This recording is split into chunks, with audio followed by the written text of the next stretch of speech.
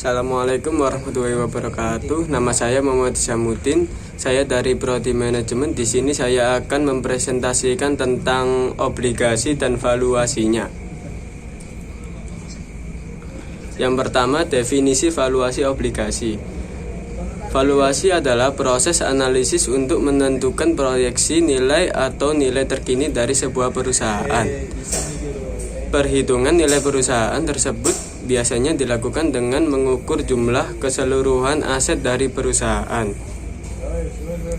Yang kedua yaitu cara menghitung valuasi. Pendekatan yang biasanya digunakan untuk mengukur valuasi perusahaan yakni ditinjauan laporan keuangan, model arus kas diskonto, serta perbandingan dengan perusahaan sejenis.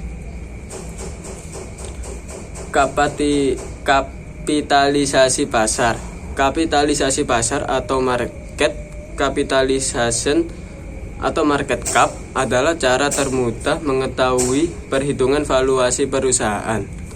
Menghitung kapitalisasi pasar bisa dilakukan dengan mengalihkan harga saham perusahaan dengan total saham yang saat ini tersedia di pasar. Misalnya, perusahaan ABC mempunyai total saham yang beredar sebanyak 400 juta dengan harga per lembarnya sebesar 1.500.000, maka total kapitalisasi pasar perusahaan ABC adalah sebesar 750 miliar.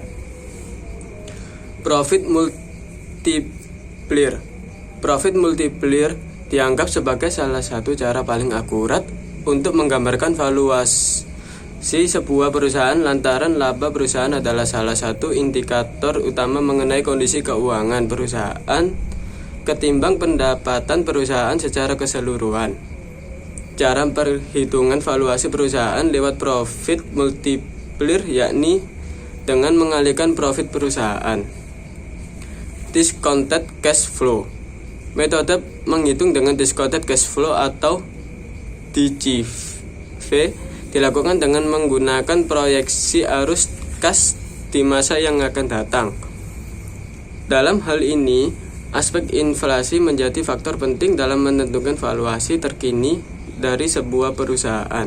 Perhitungan dengan metode DCF memerlukan estimasi pendapatan serta pengeluaran bisnis dalam beberapa tahun ke depan.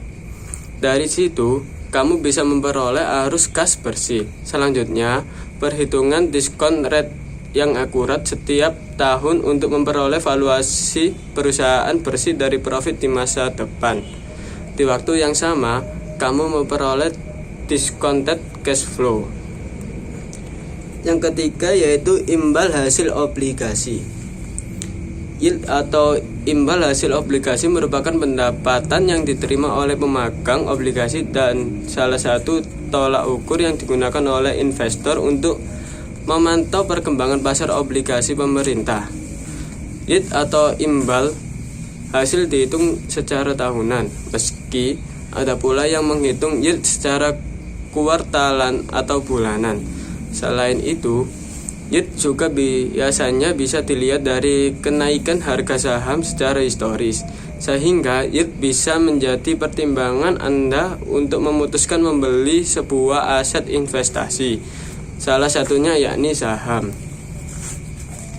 Cara menghitung imbal hasil. Rumus menghitung yield secara sederhana adalah sebagai berikut. Yield sama dengan imbal hasil atau nilai pokok X 100% sebagai contohnya. Saat Anda berinvestasi melalui instrumen saham, imbal hasil yang Anda dapatkan bisa terbentuk dari dua hal. Yang pertama dari kenaikan harga saham, dan yang kedua didapatkan dari pembagian dividen oleh emiten atau perusahaan yang sahamnya Anda miliki. Jenis-jenis yield atau imbal hasil. Yang pertama, current yield. Yang kedua, yield to maturity. Yang ketiga, yield dividend. Sekian dari presentasi saya. Bila ada salah kata, mohon untuk dimaafkan. Wassalamualaikum warahmatullahi wabarakatuh.